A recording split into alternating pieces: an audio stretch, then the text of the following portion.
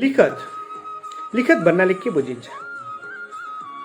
लिखत भन्नाले दुई वा सोभन्दा बढी पक्षहरू बीच कुनै काम गर्ने नगर्ने, हक दायित्व सिर्जना गर्ने, छुट दिने, परित्याग गर्ने प्रकृतिको बेरा उल्लेख गरी लिखत रूपमा तयार भएको कागजलाई जनाउँछ। हक दायित्व सिर्जना गर्ने, छुट परित्याग गर्ने प्रकृतिको बेहोरा दुई वा दुईभन्दा बढी व्यक्तिहरूले गर्ने या नगर्ने भनी गरिएको कागज, लिखित रूपमा तयार पारिएको कागजलाई लिखत भनिन्छ। अदालतमा पेश हुने फिराद पत्र, प्रतिउत्तर पत्र, पुनरावेदन पत्र, उजुरी सहितको निवेदन पत्र, सरकारी कार्यालय वा सांगठनिक संस्थाहरूमा पेश हुने, निकाय जारी हुने लिखत दस्तावेज समेतलाई लिखत भनिन्छ। नगरपालिका, गाउँपालिका, दुई पक्ष बीच, स्कुल, कलेज, युनिभर्सिटी हरेक ठाउँमा तपाईँहरूले कागज लेखेर दुई पक्ष बीचको मन्जुरी, दायित्व सिर्जना गरेर परित्याग, छुट आदि कुराहरू लेखेर दिनुहुन्छ भने त्यसलाई लिखत भनिन्छ। यस अतिरिक्त घरायसी लेनदेन, कारोबार, सम्पत्ति हस्तान्तरण, धर्मपुत्र धर्मपुत्री राख्ने, अख्तियारी, मन्जुरी दिने कागजहरू लेख्ने क्रियालाई पनि लिखत अन्तर्गत राख्न सकिन्छ। अब लिखतलाई तयार गर्दा के गर्नुपर्छ, कसरी चाहिँ लिखत तयार गर्नुपर्छ भन्ने जानकारी गरौँ। सबभन्दा पहिले लिखत गर्दाखेरि कारणीको पहिचान खुल्ने गरी नाम, थर, उमेर, ठेगाना, नागरिकता लिखत तयार गर्दा मुकाम अथवा स्थान समेत खुलाउनुपर्छ। लिखत तयार गर्दा साँची राखी निजहरूको कारणीहरूको समेत सही छाप हस्ताक्षर गराउनुपर्छ। लिखत स्पष्ट बुझिने भाषामा क्रेपेट नगरी कानुनले तोकेको रीत पुर्याइ गर्नुपर्छ भन्ने, कानुनको रीत पुर्याइ गर्नुपर्छ भन्ने मान्यता हुन्छ, गरिन्छ, त्यसरी नै गरिन्छ। हामीले खासतः देवानी संहिताको, हाम्रो देवानी कानुनको बेसलाई हेर्दा चाहिँ लेनदेन कारोबारसँग सम्बन्धित घरसारका रु 50,000 भन्दा बढीको लिखतको आधिकारिकता र विश्वसनीयताको लागि स्थानीय तह र सोको वडा समितिको कार्यालयबाट प्रमाणित गराउनु पर्ने नयाँ पद्धतिको विकास भएको छ। रीत नपुगेको लिखतले कानुनी मान्यता पाउन नसक्ने हुँदा अदालतमा दर्ता हुने तथा प्रमाणका रूपमा पेश हुने लिखतहरूको रीत ढाँचा मिले नमिलेको, दस्तुर दाखिल भए नभएको हेर्नुपर्छ। लिखतको रीत ढाँचा तथा तयारी सम्बन्धमा देवानी कार्यविधि संहितामा के उल्लेख छ, कसरी तयार गर्नुपर्छ, त्यसको बारेमा चर्चा गरौँ। अब कानुन दफासहित त्यो कुरालाई मैले तपाईँलाई चर्चा गर्न गइरहेको छु। अब लिखत ठ्याक्क तपाईँले कसरी बुझ्ने त? अझै बुझ्ने भने देवानी कार्यविधि संहिताको दफा 28लाई ठ्याक्कै हेर्दाखेरि तपाईँले बुझ्नुहुन्छ।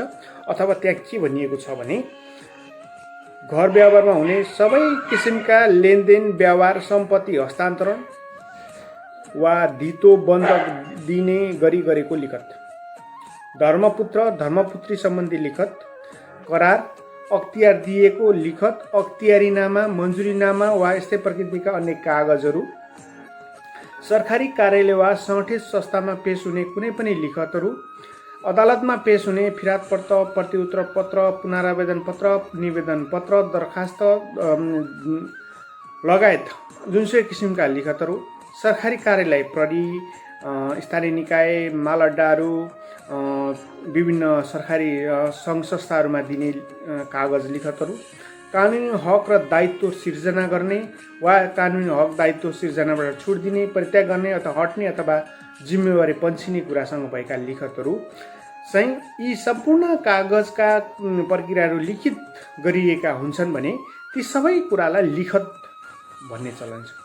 यी सबै कुरा चाहिँ लिखतसँग जोडिन्छन्, यी लिखत हो। अब लिखत गर्दा हामीले के गर्नुपर्छ त? सबभन्दा पहिले यो सबैले जान्नुपर्ने कुरा छ। लिखत तयार गर्दा के कुरा चाहिँ ध्यान दिनुपर्छ अथवा रीत पुर्याउनुपर्छ भनिन्छ भने लिखत कुनै अशुद्धि, क्रेमेट नहुने गरी सही गरी छापी, टाइप गरी, हातले लेखी तयार गरी कागजले सही छाप गर्नुपर्छ। टाइप गरी वा हातले लेखी, अहिले कम्प्युटराइज गर्ने पद्धति छ, नर्मली धेरै जसो कम्प्युटराइज गर्छौँ, तर टाइप अथवा हातले लेखी क्रेमेट नहुने गरी गर्नुपर्छ। कारणी भन्नाले लिखतको बेहोरामा सही छाप गर्नुपर्ने जिम्मेवारी भएको व्यक्ति हो जसको सही छाप चाहिन्छ। लिखतमा सच्याइएको वा केरिएको प्रत्येक ठाउँमा सम्बन्धित कार्यालयले सही छाप गर्नुपर्छ। लिखत सच्याउन नसकिने, सच्याउँदा दुविधा उत्पन्न हुने भएमा अर्को लिखत तयार गर्नुपर्छ। लिखतमा रकम उल्लेख गर्दा अङ्क र अक्षर दुवैमा लेखिनुपर्छ। यो चाहिँ जान्नै पर्ने कुरा। लिखत गर्दा सही छाप, कारणीको सही छाप चाहियो। शुद्ध भरिसके शुद्ध कर्मेन्ट नगरी लेख्नु पर्यो। काहीँ अशुद्धि बाइचान्स भइहाल्यो भने पनि कारणीले त्यसलाई सही छाप गर्नु पर्यो। र सच्याउँदा दुविधा उत्पन्न हुने खालको भयो भने अर्को बनाउनु पर्छ भन्ने कुरा चाहिँ यो। अब सही छाप गर्दा चाहिँ रित कसरी पुर्याउने त? सही छाप कसरी गर्ने त? लिखतमा सही छाप गर्दा लेख्न जान्नेले आफ्नो नाम, थर, वतन लेखी हस्ताक्षर गर्नुपर्छ। लेख्न नजान्नेले ल्याप्चे सही छाप गर्नुपर्छ। यो ज्यादै महत्त्वपूर्ण छ। लिखत सही छाप गर्दा लेख्न जान्नेले आफ्नो नाम, थर, वतन भनेको ठेगाना लेखी हस्ताक्षर गर्नुपर्छ। लेख्न नजान्नेले ल्याप्चे सही छाप गर्नुपर्छ। यो चाहिँ दफा 29 देवानी कार्यविधि संहिताको दफा 29 र 30 मा यसको व्यवस्था गरेको छ। त्यस्तै गरेर देहाय लिखतमा सही छाप गर्दा, ती लिखतहरूमा सही छाप गर्दा रितपूर्वक औँलाले ल्याप्चे सही छाप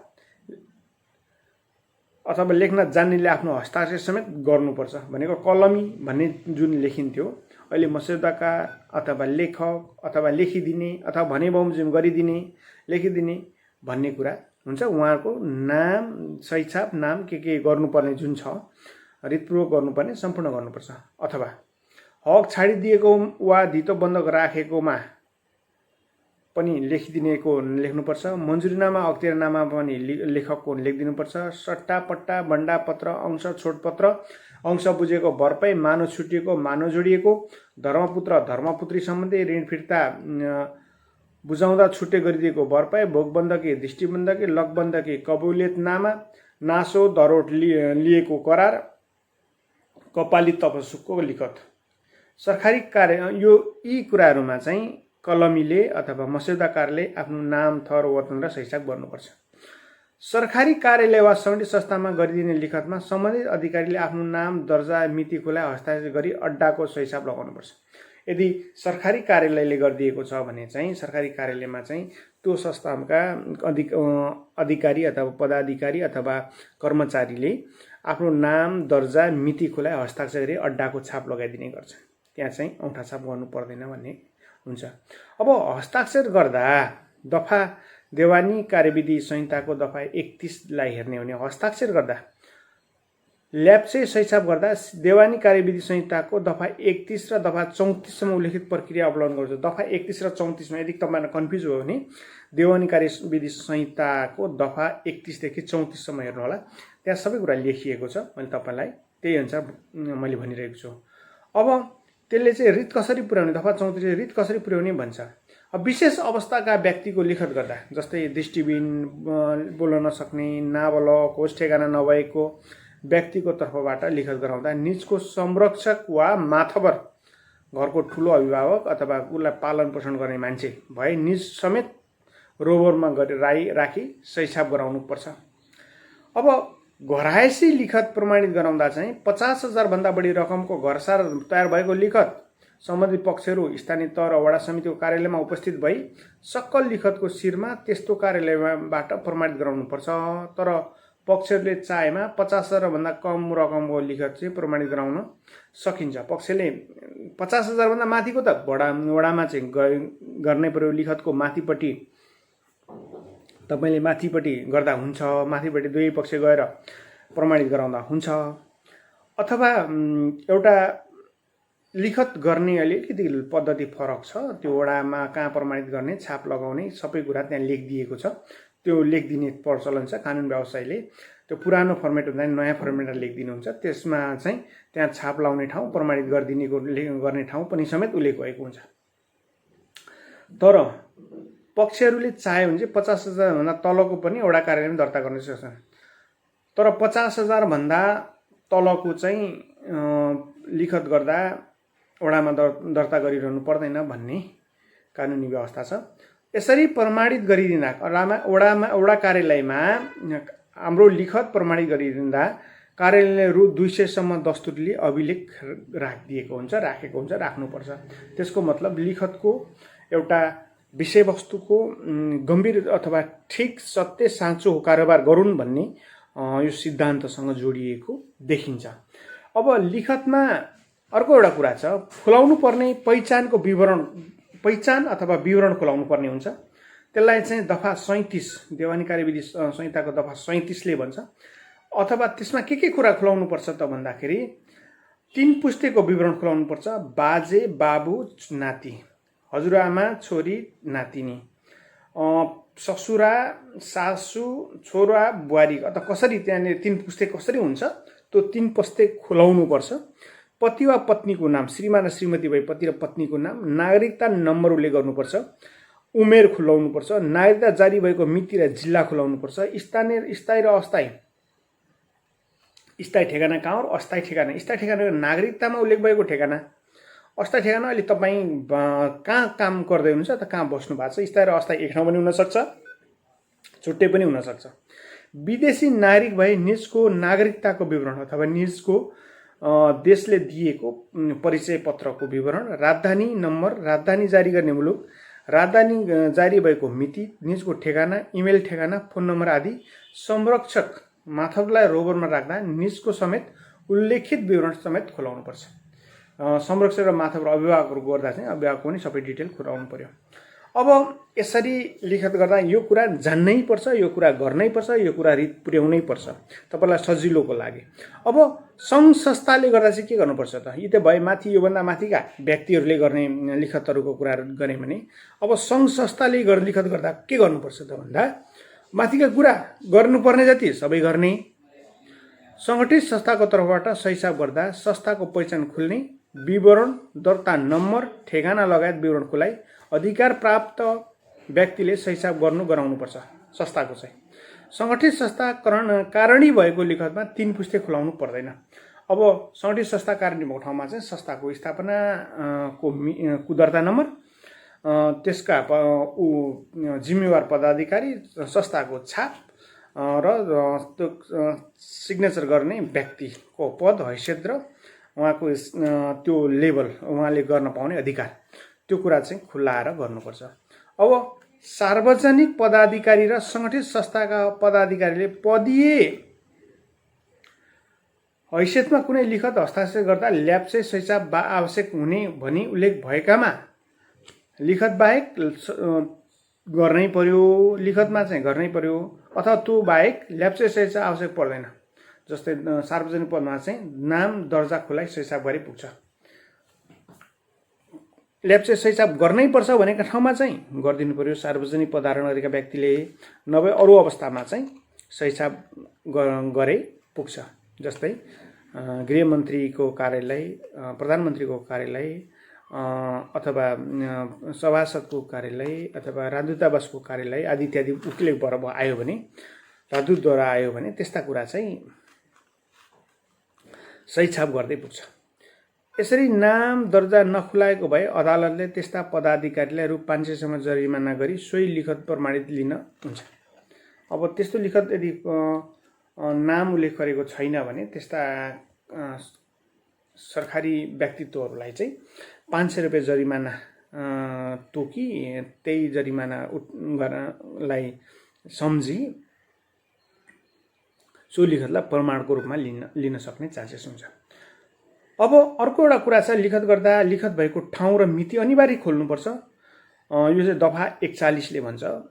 साँची राख्नुपर्ने हुन्छ, यो चाहिँ दफा 42 र देवानी संहिताको 506, देवानी कार्यविधि संहिताको 42 यो चाहिँ हुन्छ।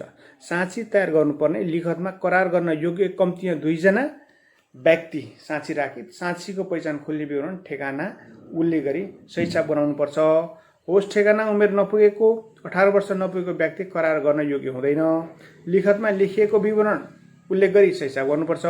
कुनै लिखत तयार गर्दा इजाजत पत्र लाइसेन्स लिनुपर्ने भए लेखकले त्यसको विवरण समेत उल्लेख गर्नुपर्छ। जस्तै कानुन व्यवसाय हुनुहुन्छ भने मस्यौदाकार अधिवक्ता, मेरै कुरा गर्नुहुन्छ नि, अधिवक्ता लक्ष्मी प्रसाद अधिकारी, प्रमाणपत्र नम्बर यति सिग्नेचर अनि मिति लेख्ने गर्छु मैले चाहिँ। प्रायले मिति लेख्नुहुन्न, आफ्नो आफ्नो हुन्छ, तर त्यो लेख्नुपर्ने कुरा चाहिँ लेख्नै पर्यो। सामान्यतया रित नपुगेका लिखतले मान्यता पाउने विशेष अवस्थामा चाहिँ मान्यता पाउँछन्। त्यो भने के भने लिखत रित पुगेको नपुगेको भए पनि देयको अवस्थामा लिखतको प्रकृति हेरी त्यसको प्रकृति कस्तो छ 200 सम्म जरिमाना गरी त्यस्तो लिखतलाई मान्यता दिन सकिन्छ। लेख्न जान्नेले हस्ताक्षर मात्र गरी सही छाप नगरेको प्रष्ट नदेखिने, लेख्न जान्ने मान्छे छ हस्ताक्षर मात्र गरिदियो, उसले नाम लेखेन हस्ताक्षर मात्र लेखिदियो, त्यस्तो अवस्थामा 200 रुपियाँ जरिमाना गर्न सक्ने। लेख्न जान्नेले हस्ताक्षर नगरी ल्याप्चे सही छाप मात्र गरेको भए त्यसलाई 200। लिखतको पुच्छरमा मिति टुङ्गिएको ठाउँमा कारणीको सही छाप नगराएको भए त्यसलाई 200। साँची नराखेको वा राखेको साँचीको हस्ताक्षर नगराएको हो त्यसलाई 200। नाम थर वतन दर्जा समेत लेख्नुपर्नेमा कुनै सबै छुटाएको भए त्यसलाई 200। कानुन बमोजिम विद्युतीय माध्यमबाट लिखत तयार गर्न सकिनेमा त्यसै तयार गरिएको लिखतलाई रितपूर्वक भएको मानिनेछ। कानुन बमोजिम रितपूर्वक चाहिँ मानिनेछ। अब अर्को कुरा, कारणीले लेखेको लिखत मान्य हुने। कारणीले स्वयंले हस्ताक्षर गरेको लेखिएको लिखतमा अन्य रित नपुगेको भए पनि मान्यता हुने। जस्तै दफा 44 ले भन्छ कारणीले जसले लेखेको छ उसले चाहिँ सिग्नेचर मात्रै गरिदियो भने पनि हुन्छ। कैफियत जनाई, कुनै व्यक्तिले अक्षर बुझिने गरी थप केरमेट गरी दर्ता गर्न ल्याएको लिखतमा त्यसरी थप केरमेट गरेको ठाउँमा निजको सही छाप गराई थप केरमेटको विवरण कैफियत जनाई दर्ता गर्नुपर्छ। कुनै सरकारी कार्यालय सङ्गठित संस्थामा दर्ता गर्न ल्याएको लेखनमा कुनै अक्षर थप केरमेट भई त्यस्तो कार्यालय वा संस्थाले प्रमुख र निजबाट अधिकार प्राप्त अधिकारीले दस्तखत गरेको भए सोही लिखत दर्ता गर्न सकिन्छ भनेर पनि कानुनले उल्लेख गरेको छ। अथवा रित नपुगे कुनै लिखत दर्ता गर्न ल्याएमा त्यस्तो जुन कारणले लिखत दर्ता गर्न नहुने हो त्यसको कारण खुलाई लिखतको पीठमा सो कुरा लेखी, पीठ भनेको तल राखी आफ्नो दस्तखत गरी दर्ता गर्न ल्याउन हाकिमले गर्दै भने दर्ता गर्नु भनेर तोक लगाइदियो भने पनि हुन्छ। तर अदालतमा दर्ता भएको कुनै पनि लिखत कसैलाई फिर्ता दिई अर्को साठी लिने र अक्षर अंशर थप घट केरमेट गरी गर्नु हुँदैन। अदालतमा चाहिँ बुझाएपछि सकियो। अदालतमा कुनै तपाईको त्यस्तो कागजपत्र बुझाइसक्नुभयो भने त्यसलाई निकालेर थप घट्नु बढ्नु हुँदैन, कैफियत लेख्नु हुँदैन।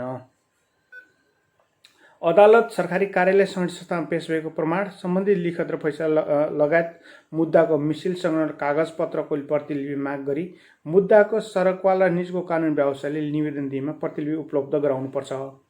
तपाईले कसैको लिखत गरिदिनु भएको छ, तपाईले लिखत अरिजिनल बुझाइसक्नु भएको छ भने त्यसको नक्कल चाहिँ तपाईले पाउनुहुन्छ अथवा कानुन व्यवसाय मार्फत त्यसलाई निकाल्न पाउन सकिन्छ। फैसलाको प्रतिलिपि जुनसुकै कानुन व्यवसायले लिन पाउँछन्। फैसला चाहिँ जसले पनि लिन पाउँछ। प्रतिलिपि लिँदा आफैले सारी लिने भए प्रति पृष्ठ 5, अड्डामा सारी दिने भए प्रति पृष्ठ 10 दस्तुर लाग्छ। यस्तो प्रतिलिपि प्रमाणित गरी उसै दिन उपलब्ध गराउनुपर्छ। कानुन बमोजिम गोप्य राख्नुपर्ने वा सार्वजनिक गर्न नहुने लिखत वा अदालतले सार्वजनिक नगर्न आदेश दिएको लिखतको प्रतिलिपि उपलब्ध गराउनु हुँदैन भनेर लिखत सम्बन्धी व्यवस्था छ। अब यसरी हेर्दा हामीलाई लिखत सम्बन्धीको कुरा सरसर्ती बुझियो भन्ने अनुमान गर्न सकिन्छ। अथवा लिखत गर्दाखेरि पुरा गर्नुपर्ने दायित्व करारसँग जोडिएका शर्तनामासँग जोडिएका पक्षहरू बीचका कुरा अनि दुई पक्षहरूका ठेगाना नाम अनि अक्षर अङ्क यी कुराहरू ध्यान दिनुपर्छ। कोर्मेटको कुराहरू ध्यान दिनुपर्छ। सही छापको कुरा ध्यान दिनुपर्छ। यसरी तपाईले यो भिडियो हेरिसकेपछि तपाईले 2-3 चोटि यो भिडियो तपाईले हेरिसक्नु भयो भने तपाईलाई लिखत गर्दाखेरि देवानी कार्यविधि संहिताको कुरा र देवानी संहिताको कुरा कार्यविधि संहिता दफा 46 देखि 46 हामीले विशेष गरेर 45 44 कैफियत जनाउने 45 कारणी लेखेको लिखत मान्य हुने 44 त्यस्तै विशेष अवस्थाको 43 त्यस्तै गरेर साँची राख्नुपर्ने कुरा चाहिँ 2 ठाउँ छ। देवानी कार्यविधि संहिताको दफा 42 मा पनि साँची राख्नुपर्ने भन्छ। देवानी संहिता को 506 मा पनि साँची राख्ने कुरा गर्छ। लिखत भएको ठाउँमा मिति अनिवार्य राख्नुपर्छ भन्ने कुरा हुन्छ र यो अनिवार्य राख्नलाई दफा 41 ले त्यो कुरालाई उल्लेख गर्छ। यसकारणले लिखत तयार गर्दाखेरि ज्यादै संवेदनशील होशियार साथ राख्नुपर्छ, लेख्नुपर्छ र लिखत नै त्यो विषयको मुख्य विषय रहन्छ र लिखत गरिसकेर सही छाप गरिसकेर प्रक्रिया र रित पुगेका लिखतहरूलाई मान्यता प्राप्त हुने हुनाले लिखत लेख्दा मान्यता प्राप्त हुने गरी प्रष्ट बुझिने यसका रीतहरू पुर्याएर लेख्नु राम्रो बनिन्छ। यति भइसकेपछि बुझ्न सक्नुहुन्छ। यदि बुझ्नु भएन भने तपाईँले सम्बन्धित कानुन व्यवसायी मार्फत तपाईँले लेख्नुपर्ने लिखतहरू लेखाइ चाहिँ कुन अड्डा कार्यालयमा कहाँ पेस्ने हो पेस्न मिल्छ, अथवा करार बनाउने भए करार गर्न मिल्छ। यसको लिखत सम्बन्धीको विज्ञ कानुन व्यवसायीको रूपमा रहेका साथीभाइहरूले नै विज्ञता प्राप्त गरेका हुनाले उहाँहरूसँग सोध्नु चाहिँ अझ राम्रो हुन्छ। नर्मल्ली यति भइसकेपछि तपाईँले बुझ्नुभएको छ। अरू केही कुरा बुझ्नु भए भिडियो हेर्नुहोला, अथवा कानुन व्यवसायी अथवा भिडियोमा दिएको फोन नम्बरमा सम्पर्क गरी सल्लाह सुझाव लिन सक्ने अवस्था रहन्छ। जहाँ रहनुहोस् सुरक्षित रहनुहोस्। कोभिडको महामारी छ, सबैलाई कोभिडबाट बच्ने शक्ति प्रदान होस्। नमस्कार।